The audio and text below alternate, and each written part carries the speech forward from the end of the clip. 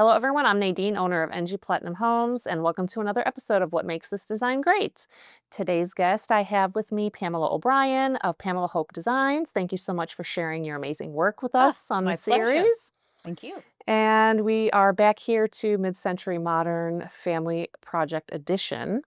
Correct. And we're going to go into some details about the kitchen. Okay. So here we have the before. The before, you can see this was actually this house, even though it had mid-century vibes, it was actually built in the 70s. Oh. And it's very compartmentalized inside, but interesting in that a lot of the walls don't touch. There's Mhm. these little compartments within, and it was so choppy Almost like a that dollhouse, almost like a right? dollhouse. I was told by neighbors later, because this is kind of a beloved family and house. It sits on the corner. It's a really nice spot.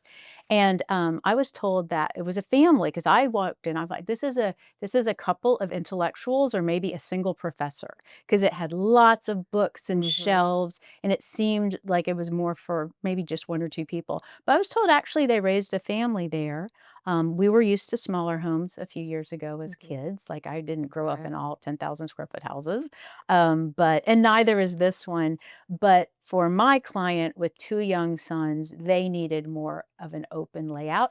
And the addition is that we added a whole second floor because there weren't enough Mm, bedrooms. okay. Love the wallpaper in there. Yeah, isn't that cute? That cute little multicolor square Yeah. grid. I mean, we probably had something like that at some point Uh, in my past because we moved a lot. yep. So I know. And I always laugh too because I think back on my family home growing up and I think about the wallpaper that was in there that was either from my grandma because that house was my grandma's house and then became my parents' house and I grew up in that house and it's kind of, you think about, oh goodness, that wallpaper, what were you thinking? But for the times, you loved it. it is what it is at the time. And Well, mine I'm sure in 30 years people are going to think the same thing of what's happening right now, right? we're trying Thing, our best to things make the change. design timeless, but I actually had a little checker wallpaper sort of like that, and it was in quite a bright Kelly green and white. My mother, when we moved, would let us choose our theme of our bedroom.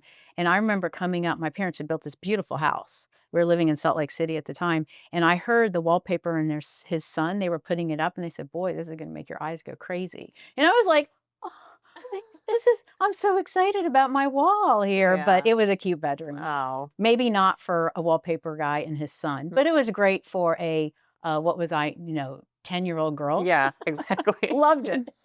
So now let's go to the after. There you go. Wow. Took down most of those walls. Yes. Yes, took Again, down. completely different space, which is the idea, right? Yes.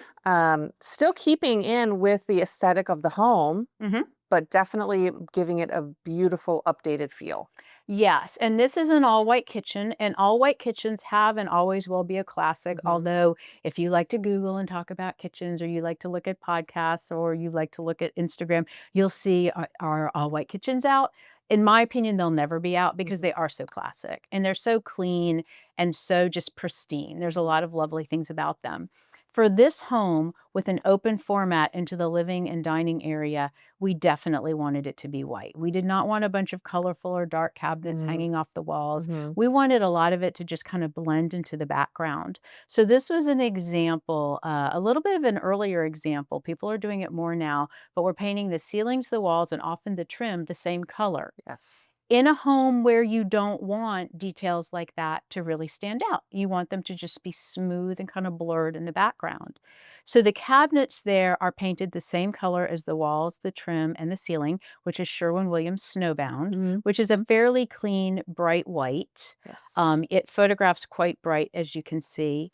And then if we look at the cabinets for the most part, but you can just barely tell the island Mhm. and the cabinets to the right around, which is a little hard to see, the cooktop, those are actually accessible gray. Amazing gray, I'm sorry, it's Sherwin-Williams Ah. Amazing Gray. They're just very, very lightly different. Yeah, it gives it a little bit of something extra as to make it not too white, but it's not too overwhelming. That's nice. Yes, it's just a nice it's a little more, evident when you're in the home itself, Mhm. it's a little harder in a photo, but it did give just a little bit of interest to the space, so it just didn't completely blanch out. And then you also went with white pendants. We did, because we had more prominent light fixtures, hanging fixtures in the living, dining, and entry. This, we kind of wanted them to go away. So we did our light sourcing at Ferguson, and these are Sonneman lighting. Mm-hmm. It does a lot of interesting modern styles. And then behind it, the little like hat topper to the right, yes, in the breakfast nook, that one is visual comfort. Nice.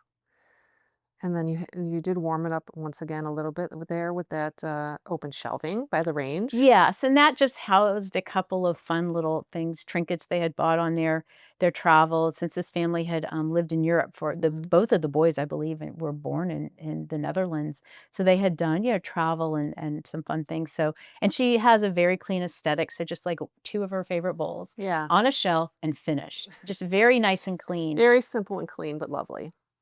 And then the backsplash there is So this what was kind of tiles? again, since this isn't a brand new project, you can just barely see that there are some lines, grout lines. Hmm. That is a large format tile for a backsplash. That is a 12 by 24. Oh. We got that at Arizona Tile, and it is a patterned and a surface, an irregular surface tile, and we just liked that little waviness, but no color, Hmm. and from a distance, you really can't see the grout line, so it just seems to be the slight undulating surface as the Nice backsplash. little texture The there. light hits it, it's clean, it's easy to maintain, easy to clean, it's a clean look, and it was just we just thought it was kind of a fun option to not break up the space too much. Very nice. And then lovely bar stools that you have there.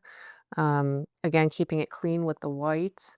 Yes, Um, those are from I believe those are from All Modern, and mhm. then the chrome legs are it's just a pretty touch. Which accents nicely to the fixtures that you have there. Correct, and a white vinyl, so I think little boys sit there and have their cereal, I think family members have their coffee and their tea, so easy, easy to clean, just a quick wipe with a paper towel or a sponge, and you can take care of your parcels without a problem. All right, so let's have a briefing here then about this little breakfast nook, which is lovely. Let's talk about the table and chairs. Okay, so the client wanted kind of the classic tulip table, and she actually already owned one, and it fit perfectly. So we kind of designed, since this was a complete renovation, Hmm. all down to the studs inside the house, we were able to create this breakfast nook to hold the table and chairs. Also, we knew that really you probably could only get 4 people in that nook without sacrificing other parts of the Yeah. kitchen, which were critical. But adding the, bench, the banquette to the right is not only kind of fun, again, we had youngest children, and so they enjoy that, and we covered those in a turquoise vinyl, not leather. It's a fraction of the price, easily cleaned, and again, this is something that if the family aesthetic changed a little down the Right. road, we could Hmm. reupholster those 3 cushions. Easy, not very expensive. I love the color, and it really pops when you look at Yes. the rest of the space and the very light white tones. It's a very nice accent. It's a lot of fun, and we were able to, add a little color also with the art. We used Arno Fine Art, again, consulting, and this is an artist named Luisa Darte, and we used those 2 prints of hers and then actually had another piece of hers, which was made out of nails, wood, I think paper, and string in a plexiglass box that was in the entry. So we Oh, actually used 3 pieces by this artist, and they're very, very different. This, of course, is sort of a pair, but the other piece is very different. yeah, I So can imagine. she's obviously multi-talented. Yeah. She can use a lot of different materials for her And art. textures, and that's another thing about art too, that so many people use different textures and things, and which makes it very interesting to look Correct. at. True. Yes, beautiful. Well, thank you for highlighting this amazing project. Great. Thank Yeah. you. Stay tuned for the next episode.